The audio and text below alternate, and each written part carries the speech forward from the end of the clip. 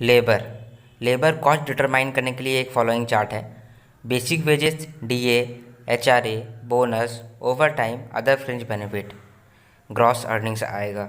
Add employer contribution to PF ESI, तो labour cost और CTC आएगा, कॉस्ट टू कंपनी।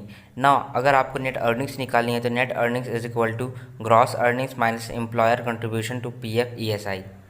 नाउ याद रखने वाली बात यह है कि बेसिक वेजेस फिक्स्ड अमाउंट भी हो सकता है, टाइम रेट भी हो सकता है, पीस रेट भी हो सकता है।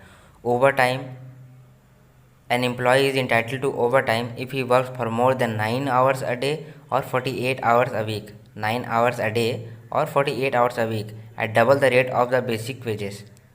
अदर फ्रिंज बेनिफिट्स में क्या क्या आते हैं? Travel allowance, convenience allowance, children education allowance, LTC, ये सब अदर फ्रिंज बेनिफिट्स में आते हैं।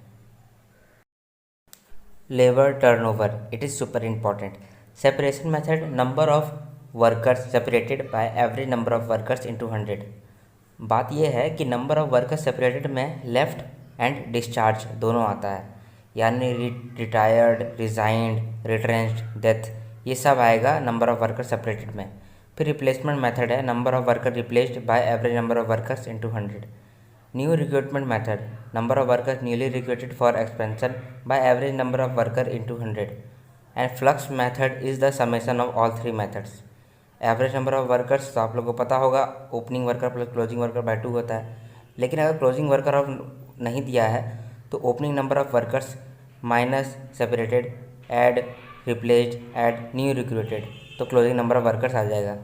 Now accession, worker replaced plus new recruited को ही हम लोग एक्सेशन कहते हैं।